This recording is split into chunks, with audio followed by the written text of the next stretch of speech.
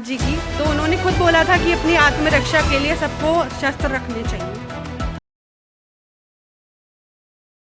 कट्टर हिंदुत्व वाली सरकार भाजपा और पूरे प्रदेश में या पूरे देश में योगी आदित्यनाथ जी के नाम से खौफ खाते हैं लोग के हिंदुत्व विचारधारा वाले हैं, और हिंदुत्व की विचारधारा होने के बावजूद भी हिंदुओं पर केस हो रहे हैं। क्यों? हिंदुओं पर केस होना बड़ी बात नहीं है पत्रकार महोदय। विषय यह है कि आप किस तरीके से, कितना गलत तरीके से मुकदमा करते हो। जिन धाराओं में मुकदमा होना चाहिए था उन धाराओं में मुकदमा दर्ज ना करके झूठी कहानी बनाकर एम्बुलेंस रोकना, लोगों में अफरा तफरी मच जाना, लोग डर गए, भयभीत हो गए, ऐसी धाराओं में मुकदमा पंजीकृत करना गलत है। भाई हम भी कहते हैं कानून का राज होना चाहिए, योगी जी का राज है, लेकिन जितना हमारा शोषण इस सरकार में हुआ आज तक सपा बसपा में किसी के परिवार को कभी उठाया नहीं गया। लेकिन आज हमें इतना ज़्यादा हमारे लिए शर्मनाक है कि हमारी बच्ची, पिंकी भैया की बच्ची को लगातार 3 घंटे थाने में बिठाए रखा, दोनों बच्चियों को। एक बच्ची तो इतना डर गई है वो पीसी में आई भी नहीं है, उसके 1 साल की बच्ची थी, गाड़ी में छोड़ के आई। अरे भैया ऐसा क्या, कौन से अधिकारियों का दबाव है, कौन से अधिकारियों का दबाव है कि आप यूं कह रहे हो बच्ची से कि गुंडा एक्ट लगाएंगे तुम्हारे पिता पे और तुमको अज्ञात में बंद कर देंगे। ये रही बिटिया, पूछ लो उससे क्या कहा गया कि तुम्हारे पिताजी को और जो भी अज्ञात में मिलेगा तुम्हारे घर के लगा देंगे बच्चे हैं। दोनों बेटे उनके भागे फिर रहे हैं, आदरणीय राष्ट्रीय अध्यक्ष भी यहाँ नहीं है। आप आखिर अधिकारी चाह क्या रहे हैं? जो कानूनी प्रक्रिया उससे तो काम होगा, या बच्चियों को थाने में बिठा से पिंकी भैया मिल जाएंगे? ये बहुत गलत हुआ है। अब हम शुक्रवार 9 तारीख को 12 बजे सत्याग्रह आंदोलन पुलिस कमिश्नरेट कार्यालय पर करेंगे। ना हम प्रशासन से लड़ेंगे, काली पट्टी बांधकर मुंह पर अपना विरोध प्रदर्शन करेंगे और ज्ञापन देंगे। अगर करते हैं, गाजियाबाद पुलिस हमारी कोई मदद करती है, अधिकारी मदद करते हैं, बल्कि अधिकारियों का ही जो भी इसमें संलिप्तता है करते हैं तो ठीक है, वरना मंगलवार को हनुमान चालीसा पढ़ेंगे सीधा मुख्यमंत्री कार्यालय लखनऊ पर। यह हमारा लास्ट ऑप्शन है।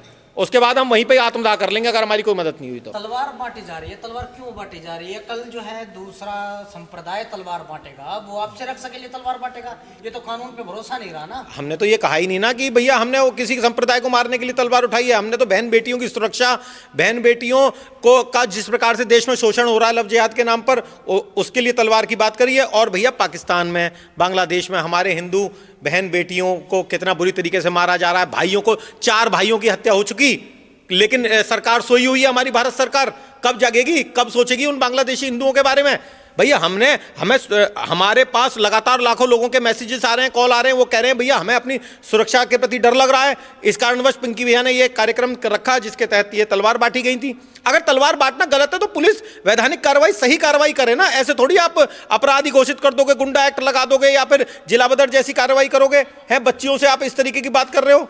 कोई बच्ची पढ़ी लिखी है, पोस्ट ग्रेजुएट है, कोई ऐसी थोड़ी अनपढ़ बच्ची थोड़ी है। उसको जो उसका पूरा आपने फोन अपने लैपटॉप में खोलकर उसके सारी प्राइवेसी हैक कर ली। भाई किस कानून के तहत कर ली? मुझे गाजियाबाद पुलिस बताए जरा। देखिए, कहा जाता है कि लोकतांत्रिक देश है, लोकतांत्रिक देश में तलवार बांटना, भाजपा के नेता कह रहे हैं क्यों तलवार बांटी जा रही है? और आपको किसी पे शक है तो आप प्रशासन को सूचना दीजिए, अपने आप क्यों चौधरी बनना? भाजपा के बड़े बड़े मंचों पर आप खुद देख सकते हो कि किस तरीके से तलवार लगातार प्रमुख मंचों पर तलवार बांटी गई है। आदरणीय हमारे प्रधानमंत्री नरेंद्र मोदी जी भी हाथ में तलवार लिए हुए हैं, योगी जी भी लिए हुए हैं, और योगी जी के पूर्व बयान देख लो, उन्होंने कहा है हाँ शस्त्र रखना चाहिए। आज वो मुख्यमंत्री हैं कि किसी पद पर बैठे हुए हैं, इस वजह से कुछ चीजें कह नहीं पा रहे हैं, लेकिन यह है अन्याय की पराकाष्ठा हो रही है हमारे साथ। अगर हमारी बात को नहीं सुना गया तो हम मुख्यमंत्री कार्यालय जाके आत्मदाह करेंगे और इच्छा मृत्यु की मांग करेंगे। वैधानिक कार्रवाई से हम आज भी पीछे नहीं है, जो कार्रवाई बनती हो वो करें। हमारे 10 कार्यकर्ताओं को, जिसमें बुजुर्ग भी हैं, बच्चे भी हैं, उनको जेल में ठूसा हुआ है। बहुत ही अन्याय हो रहा है हमारे साथ। हम तो मुख्यमंत्री जी से कहेंगे मैं इच्छा मृत्यु दे दें। हम मंगलवार को आपके कार्यालय आ रहे हैं, अगले मंगलवार को, हमारा नेक्स्ट जो भी मंगलवार है इससे अगले पहले शुक्रवार को यहाँ पे हम अपना ज्ञापन देंगे और सत्याग्रह आंदोलन करेंगे। उसके बाद मंगलवार को हम अपनी ट्रेनों बुक करा के सीधा मुख्यमंत्री जी कार्यालय जाएंगे। कहा जा रहा है कि पिंकी चौधरी जी क्यों अपने आप में कानून को हाथ में लेते? जब देश लोकतांत्रिक देश है तो तलवार बांटने की क्या आवश्यकता पड़ी थी? कोई कानून हाथ में नहीं लिया गया है, उसमें तलवारों में कोई धार नहीं थी ना। ऐसा कहीं पे बोला गया है कि भाई ये मुल्लाओं को काटने के लिए ही है। वो हमने, मेरे पापा ने बहन बेटियों की रक्षा के लिए दी है। जैसे बांग्लादेश में हाल हो रहा है वो भारत में ना हो, इसलिए बांटी गई हैं वो। पहले जो डर तलवार बांटते टाइम दिखाई गया था, ये था कि तलवार बांट दी गई और दूसरे संप्रदाय में एक डर बन गया था कि तलवार बांटी जा रही है।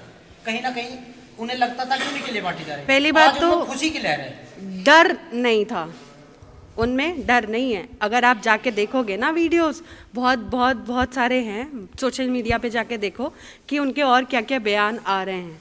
उन पे तो कोई कार्रवाई नहीं की गई है, तो मेरे पापा पे क्यों की जा रही है? उन्होंने कोई गलत काम किया है? कल मुझे पुलिस स्टेशन में बुला के, मेरी बहन को बुला के सिर्फ ये बोला था 15 मिनट के लिए बुला रहे हैं। हमने बोला था हमारा घर पे फ़ोन चेक कर लो, आपको जो चाहिए। हम भी तो उनके साथ थे ना, हम उनके साथ पूरा कोऑपरेट कर रहे थे कि हमारा फ़ोन चेक करो, बट उन्होंने हमें सुबह से शाम तक वहीं बैठा के रखा। मेरा पूरा फ़ोन अभी भी, इस टाइम भी उनके फ़ोन में चल रहा है। मेरी सारी प्राइवेट चीज़ें उन लोगों ने देखी हैं। मेरा मतलब पूरा फ़ोन अभी उनके पास पूरा एक्सेस है इस फ़ोन का, मेरी सिस्टर का भी, मेरे जीजू का भी, सबका। और हमारे साथ पूरी बदतमीज़ी की गई। मैंने कुछ एक चीज़ पूछ ली थी उनसे, तो उन्होंने मुझे बोला तेरी घर में निकाल देंगे। मतलब एक बोलने का सेंस होता है कि आप किससे क्या बोल रहे हो। मेरे पापा ने किसी कुछ का गलत काम तो किया नहीं, किसी का रेप कर दिया हो, किसी का मर्डर करके भाग गए हो, जो इतनी सारी चीज़ें लगाई जा रही हैं। और मुझसे बोला जा रहा है कि मेरे पापा को कुछ करने लायक नहीं छोड़ेंगे। क्यों? ऐसा क्या कर दिया हम लोगों ने? और अब आर या पार की है, या तो अब इन्हें जो बोल रहे हैं कि हमारे पे जिला बदर लगाएंगे, हमें यहाँ रहने नहीं देंगे, और प्रशासन कहीं ना कहीं हौसला तोड़ना चाहता है आप लोगों को। तोड़ लें, हमारा हौसला टूटेगा नहीं, हमने कुछ गलत काम नहीं किया है। यानी आप कि पिंकी चौधरी को बाहर लाने के लिए पर्सनली इमोशनली ब्लैकमेल कर लो, जो करना है कर लो। हमने तो अपने पापा को फ्री छोड़ा हुआ है, कर लो, जिसको जो करना है करो। डर लगता है? नहीं, डर नहीं लगता। हिंदुत्व का काम कर रहे हैं मेरे पापा, कुछ इसमें डरने वाली चीज़ ही नहीं है। रात दिन पुलिस जैसे घूम रही है, सब चीज़ें घूमे कर रही है। घूमे, कोई गलत काम नहीं किया मेरे पापा ने। पुलिस वालों ने हमें डराने धमकाने के लिए बोला अज्ञात में सबके नाम लिख देंगे। लिख दो भाई, लिख दो। अगर सनातन के लिए काम करना गलत है तो हम सब गलत हैं। हमारा पूरा हिंदू रक्षा दल परिवार गलत है। क्या कर लो, योगी हर एक बंदे को बंद करो। आदित्यनाथ की हिंदुत्व वाली सरकार से ये उम्मीद थी कि ऐसा होगा, इतना डरना पड़ेगा? उम्मीद बिल्कुल भी नहीं थी। मैं अभी वीडियो देख रही थी योगी आदित्यनाथ जी की, तो उन्होंने खुद बोला था कि अपनी आत्मरक्षा के लिए सबको शस्त्र रखने चाहिए, और ऐसा कुछ गलत था नहीं शस्त्र बांटने में।